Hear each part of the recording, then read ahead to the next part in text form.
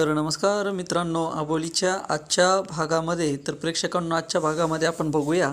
इथे जजसाहेब आपल्या मुलीच्या पूनमच्या लग्नाची पत्रिका आबोलीला दाखवतात. ते म्हणत असतात की आबोली, ही पूनमच्या लग्नाची पत्रिका आहे. तेव्हा आबोली म्हणते, सर खूपच जास्त छान ही पत्रिका आहे. खरं सांगते, तुम्ही अजिबात काळजी करू नका. पूनमचं लग्न ठरलेल्या ठिकाणीच होईल आणि चाळीमध्ये पूनमच्या जागी लग्नाला मी बसणार आहे आणि तिकडे पूनमचं लग्न अगदी व्यवस्थितरित्या सुखरूप पार पडेल. तुम्ही तुमच्या नातेवाईकांमध्ये पत्रिका वाटायला सुरुवात करा. अजिबात काळजी करू नका.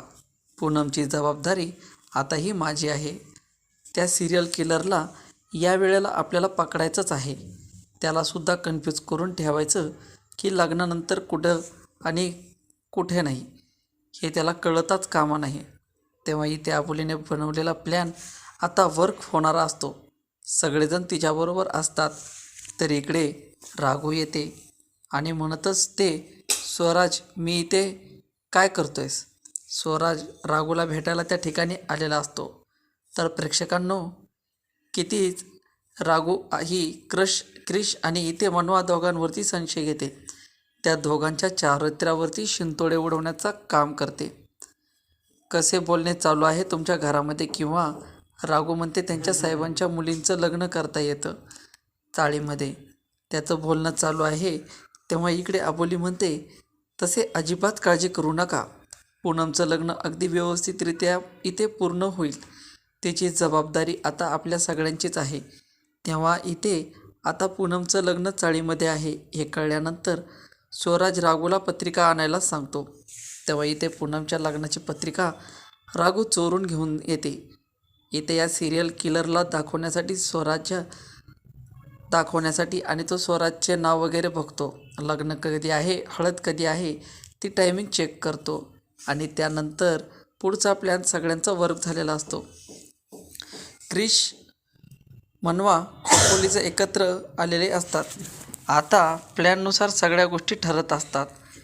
ते म्हणत असतील की लग्नाच्या दिवशी मध्ये बसणार नाही आणि आज हळद आहे.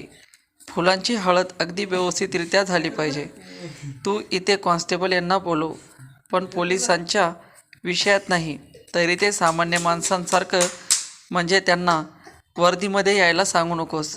त्यांना दुसरे कपडे घालून यायला सांग. आणि मनवाला सांगते की तू सुद्धा सगळीकडे बारीक सारीक लक्ष ठेव. आणि बाकीची सगळी माणसं तर आहेतच. CCTV कॅमेरेसुद्धा लावून ठेवलेले आहेत. आता पुन्हा हळदीला सगळेजण तिला हळद लावतात. त्यानंतर फोन येतो. ते म्हणते की आई मी आले. आणि हा पूनम अगोरीच्या घरामध्ये जाते आणि दरवाजा बंद करते. तेव्हा आबोली म्हणते की क्रिश, अरे पूनम आतमध्ये गेले ते बघ. कृष्णा नाही ठीक आहे. आता मध्येच गेले ना, आपण इथे आहोत. तिच्यावरती लक्ष ठेवून काही घाबरू नकोस.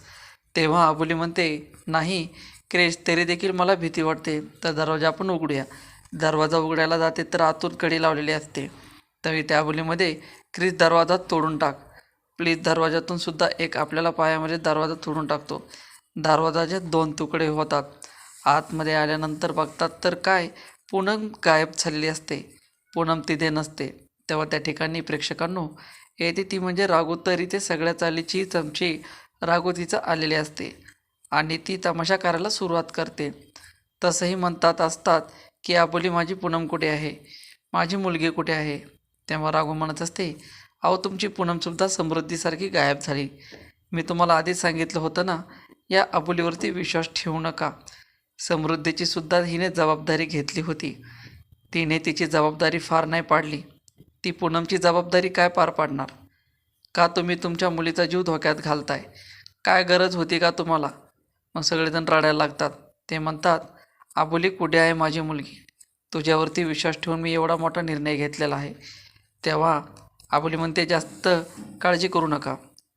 मी पूर्ण डब झाल्याच्या नंतर आम्ही लगेच तिच्या मागावरती आलो आहे. पुन्हा मी इथेच कुठेतरी असेल. तेव्हा राघू, ते आता काय फायदा? बाहेर जाऊन काय होणार नाही आहे. पाहिलं ना, ती आता काही थांबल्या असेल का इथे? वाघ घेऊन गेला असेल, असे पूनमला ते बोलत असतात. त्यावेळेस आबोली म्हणते की तू गप्प बस. इथे आजूबाजूलाच कुठेतरी असेल, एवढ्या लांब पण गेली नसेल. आता 2 मिनिटापूर्वी तर ती गायब झाली. त्यामुळे इथे आता आबोली म्हणते की क्रिश चल आपण शोधूया.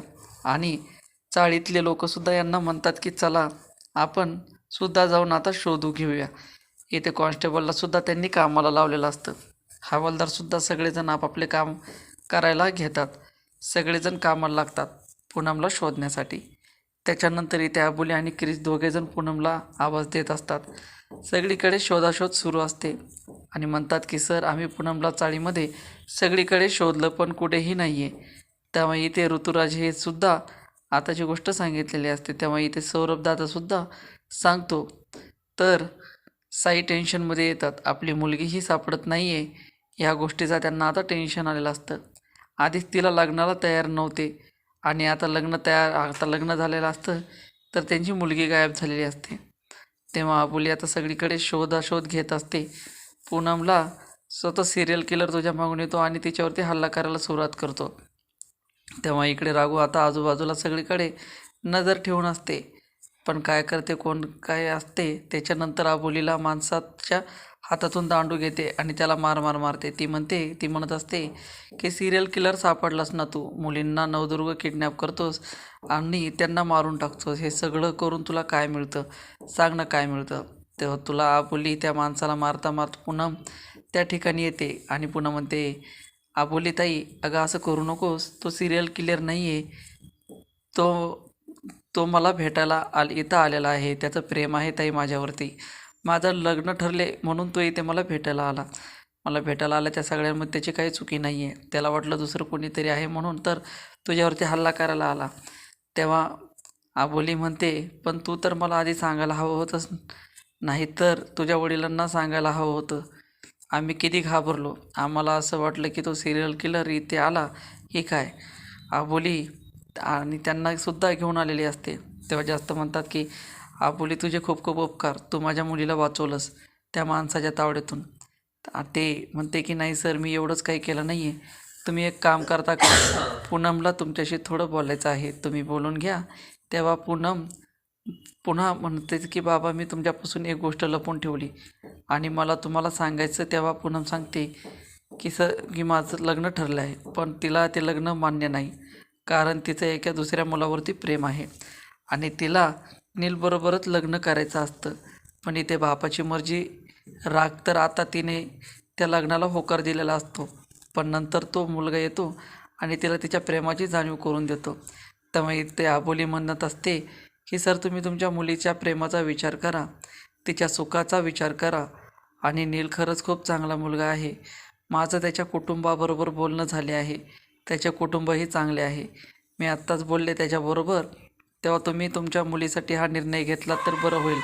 तेव्हा इथे यार थांब ना, कॉपीराईट पडतं रे बाबा, थांब की जरा.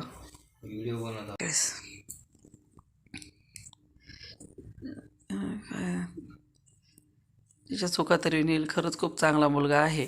मग त्याच्या कुटुंबाबरोबर बोलणं झालं, त्याचे कुटुंबही चांगलं आहे. मी आत्ताच बोलले त्याच्याबरोबर. तेव्हा तुम्ही तुमच्या मुलीसाठी हा निर्णय घेतला तर बरं होईल. तेव्हा इथे काका म्हणतात की ठीक आहे, तुझी जर इच्छा ही असेल तर मी तुझ्याबरोबर आहे. तू कर त्या मुलाबरोबर लग्न, पण जर आधी सांगितलं असतं तर बरं झालं असतं. पण काही हरकत नाही, तुझ्या मनाप्रमाणे होऊ दे. तेव्हा इथे पूनमला जास्त आनंद झालेला असतो. ते म्हणते थँक्यू बाबा, थँक्यू भाई. तेव्हा इकडे आता पूनम नील इथं बोलून घेतो. नीलबरोबर त्यांची भेट घालून देते आणि ते आता निघाल्यानंतर सगळेजण त्याला भेटतात, त्याच्याशी बोलतात. तेव्हा सगळेजण म्हणतात असतात की आबोली ताई आता उद्या आपल्या म्हणण्याप्रमाणे सगळं काही ठरणार आहे. आता पूनमची हळद तर झाली, आता उद्या लग्न आहे आणि लग्न व्यवस्थितरित्या पार पडलं पाहिजे. तेव्हा इथे आबोली म्हणत असते की सगळ्या प्लॅननुसार होणार. त्या सिरियल किलरला उद्या पकडायचं आहे. आत्तापर्यंत त्याने निरपराधी मुलींची बळी घेतलेला आहे आणि त्याची शिक्षा त्याला स्वतःचा जीव धोक्यात घालते. आधीच ती मानाच्या दारातून परत आली आहे आणि एवढी मोठी रिस्क काय घेतली होती. तेव्हा की ते क्रिश म्हणत